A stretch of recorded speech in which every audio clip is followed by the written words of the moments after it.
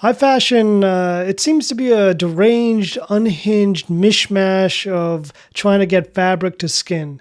Sometimes you could just wear a trash bag and walk on the catwalk and you'll probably blend in pretty well. Just like this guy.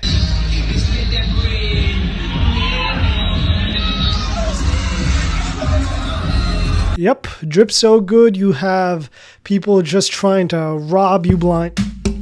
Yeah, I took it off. You get the joke. The kooky-looking fashion style, it was just falling apart. There was no way I was going to cocoon myself through the entire video wearing all those layers. But yeah, what was I saying?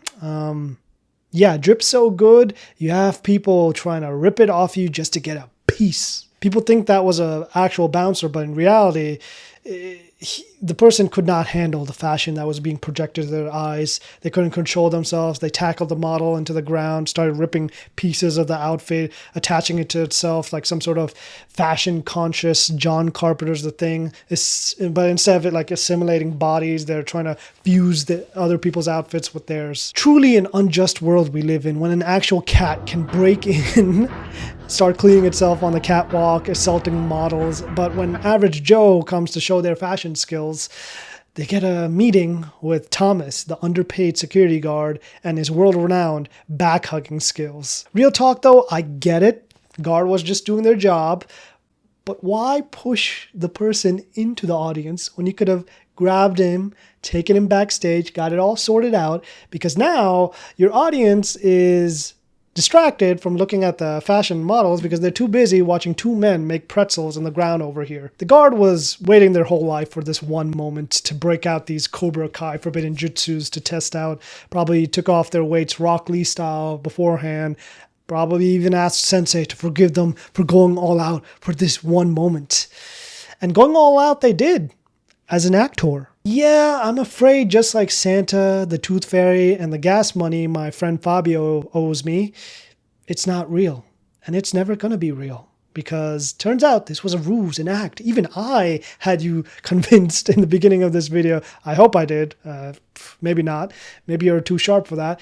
Regardless, this was just a harmless YouTube prank. Not a YouTube prank like, I don't know, going to Japan, speedrunning how fast Rengoku can choke slam you to the ground. Just a normal YouTube prank by this one YouTuber. No one was harmed. No one was insulted. The fashion show knew this was happening, and as you can see, the guard is laughing. No bad blood here. Why did I make this video? Well, for starters, I had already recorded this entire segment last night for 2 hours until I found out my mic was off. I didn't find out immediately. I found out when I was importing this video into my editor, and I was wondering, where are my words? Where's my speech? No, I had to go back and record it again. And guess what? I again messed up because I didn't have the camera recording this time. The mic was there. I don't know if this video is cursed. If it is, I am uncursing it right now because I'm going to make it happen. You are not stopping this. Anyways, the real reason why I made this video is because I fell for this trick too. I thought this was just a simple, security guard abusing their power, going a bit too aggressive.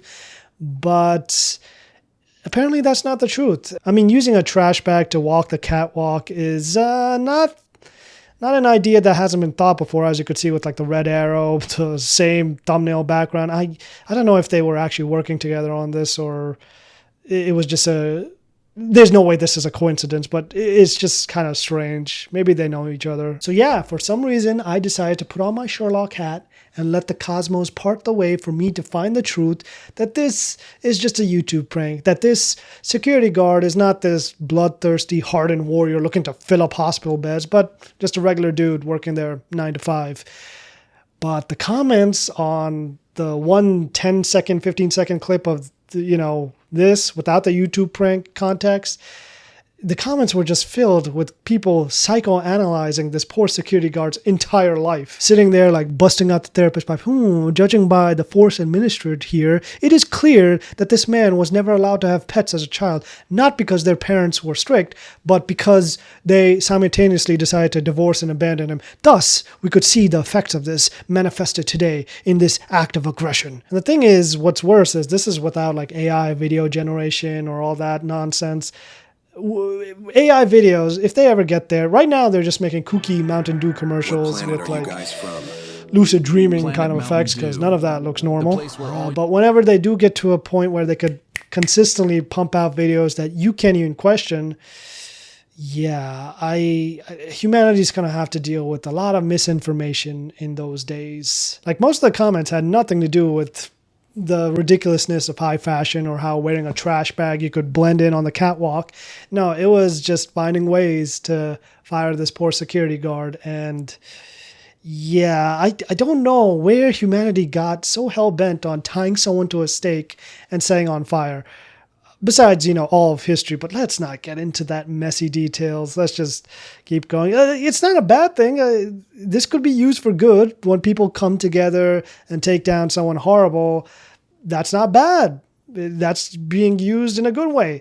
But when it's used to just cancel some stressed out artist for, making a character a little too pale or a little too dark on Twitter, TikTok, what have you, maybe we shouldn't do that. Maybe we should just try and use this power we have for good, and maybe the earth will be a cozier place to live in. And to be honest, I understand. I fell for this as well. Look at that title. It sets you with an expectation before you even hit the play button, so I can't blame anyone. I don't know what to do with that. Like most people don't have free time to go investigating XYZ video like I do.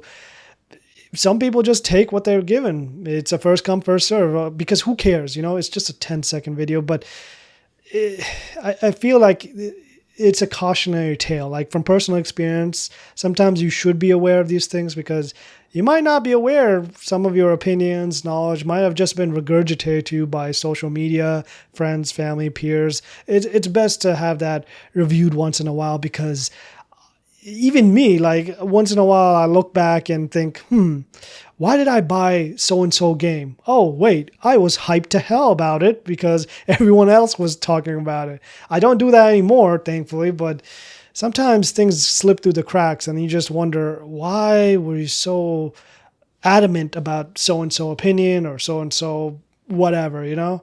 So it's good to do a review check every once in a while. Like if the curtain fell and it turned out that the Twitter and TikTok servers were just ran by Satan somewhere in the Bermuda Triangle, I would not be surprised. I would not bat an eye. I mean, why bother going person to person whispering, hey, go kick that puppy, when you could hop on Reddit real quick, make a subreddit with a kooky name, I don't know, dog kickers for life or something, and watch people join ironically, but then slowly delve into doing it unironically.